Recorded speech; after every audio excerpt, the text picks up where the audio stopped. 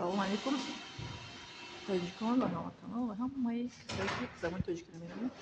این سلام شما سلام میشه. امروز با مغازین اومدم می‌بینم چی شد. وقتی که از پیش چی می‌گذاشتم جایی که مثلا فروشنده حساب کتاب می‌کنه ما پاکت از خونه آورده بودم. ما پاکت رو در خونه نمی‌پرتیم. پاکت رو مثلا که اسراف نمی‌کنیم. یکو در رایت قرآن که اسراف نکنیم ولی اسکی اسراف رو برداشت شدیم مثلا. بعد ما پاکت با خود آورده بودم. وقتی که مثلا گذاشتن از پیش چی می‌گن کاسیر می‌دونی چی کرد؟ چیزی مرا یک تاشو گذارند و بعد پاکتی مرا نگاه کرد پاکتی ناو حساب کرد چک زد بود و وقتی که ایسه گذاشتم پاکت ایخ نگاه کردم پاکت تو است میبخشید چک نگاه کردم چک پاکت است پیش فروشنده رفتم گفتم که میسوکی پاکت هست ولی من پاکتش مرا نخریدم من پاکت با خودم از خانه آورده بودم و 8 روبل مرا کشید پاکت 8 روبل است بعد نمیخواد یک بار در کافکاز شدگی بود در کافکاز وقتی که در مشروع سوژه 50 روبل من کم برام بعد کاندیدر گفتم که 50 رو بود نمیرسه شو 50 رو بود کم دادین کاندیدر میدونی من چیکار گفت که شما ماتماتیک در مکتب ناس خوندگی گفتم بله ماتماتیک در مکتب ناس خوندگی وارش من عقل باید دولت است کسی دونه در نماند برای همین هشدار شدم در کاری که وقتی که میگذریم از پیش مغازین باید که اهمیت دیم تلفن باید که در دست من باشه من وقتی که مغازین میدارم کو تلفن در دست نمیگیرم تلفن در پلیوت میمونم وقتی مغازین میرم یه چیز خریدم شما اصلا جیبت میدگی من مغازین بزرگ چی در کارم جا راست میرم جا میخرم صبح تو میتونم میبینم شما با اون چیزی که خریدم همون اهمیت میدم که یگان چی خطا نره یگان چی خطا حساب نکنن همین برای همین احتیاط کنین خودتون برای که برای ما در شهر غریبیم یک روبل برای ما پول است یک روبل هیچ کس هم نمیتونه کام هست 4 ماه 8 روبل میگیرتم کاغذ میمونم رفتن میگیرتم نگاه نمیکردم نگاه نمیکردم همین نمیتونم که مثلا دست ما تلفنش رو به تلفن ما نمیبینه که چیکار کیسه هست وقتی تلفن در پلیود در مثلا جیبک میموندگی ما اهمیت میدیم که باید چی حساب کردیسه و چی رو گذروندیسته بله خوش منو سر رو میگیریم برای که انسانی که سون کار کردگی کو به قدر سون میرسد وقتی که آدم سون کار کردگی نباشه کو سون اهمیت نمیده اما خودم که سون کار کردگی هم میدونم که سون چقدر انسان به دست میاره سون خیلی آسانی به دست انسان نمیآید مثلا کار میکنی بس سون به دست میآید گفتم من مدل میگه سون نمیرزه که بری بچینی که سون در زمین ریختگی نیست که بری جانتایی بگیری مهنت میکنیم بعد سون به دست میبیاریم برای مهنت که میکنیم ما در غریبی ایم در جایی که نباشیم وقتی خرید کنیم میریم کو تلفن اصلا برای شما یک نصیحت برای شما نصیحت میگم که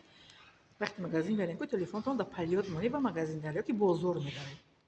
تلفنتون دستون کوتاه مونی در جمعه که تلفنتون دستون نمیغلطه گم نمیکنین هم هشتون با اون چیز خریدنتون میشه نه مثلا کشلوفتون هم میبینید در بازار نه مثلا که سونتون یک فریب میکنه فریب نمیشه حسابی اینو درست میکنم خاص حسابی اینو درست میکنه خطا میکنین ما روز بینه برای یا پاکتی 8 روبل ما کردم نگاه کردم چیکار کرد طرفتون سون مرتين تاجیک نمیگه که مسلمان میگه که در حدیث پیامبر میگه که مسلمانی بقوات بهتر است از مسلمانی بقوات بقوات معنیش چیه با ایمان بقوات با ایمان بقوات کشیدیم خدا ما را عقل ذهن ما را بقوات میگردونه پس بقوات که باشه در همه جا عقل ما سالم کار میکنه ما حساب کتاب خودمون میکنیم حق ما را به کسی نمیدیم کسی چیز نمیگه ما میگیم که حق ما را به کسی نمیدیم حق کسی نمیخوایم کسی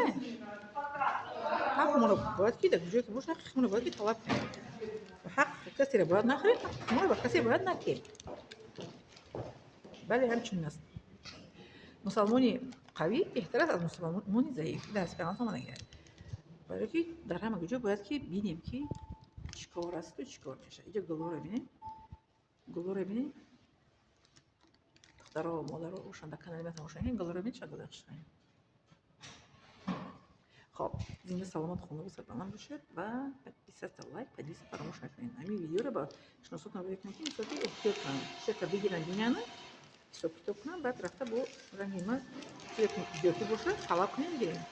حق مونمو که طلب نکنیم هیچ کس حق ما رو نمیگیره حق ما رو شما رای میکنیم حمایه میکنیم هیچ کس حمایه نمیکنه وقتی انسان خودش اگر حمایه نکنه خودش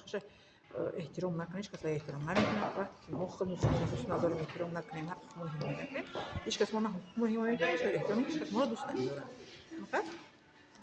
برای این باید ما احتیاط کنیم برای باید حق ما در وجود نباشه باید چکنیم طلب کنیم گیریم از کسی هر حق کسی را باید که نخریم حق ما رو با کسی باید که ندیم بله همین چونین باشه. عزیزان دیلم سیاست سوم خواست باشید.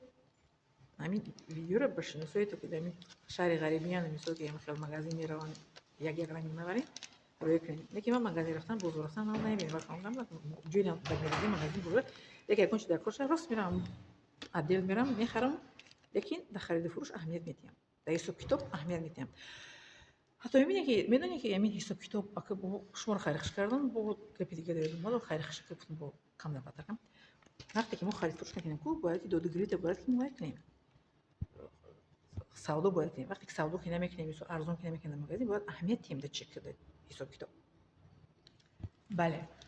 باید که خرید فروش رو باید سودا کنیم باید چک باید اهمیت تیم این در نقطه شما کنیم در آخر. خب اجلس ويك بتحسسها خفيفة كده هي جرمشة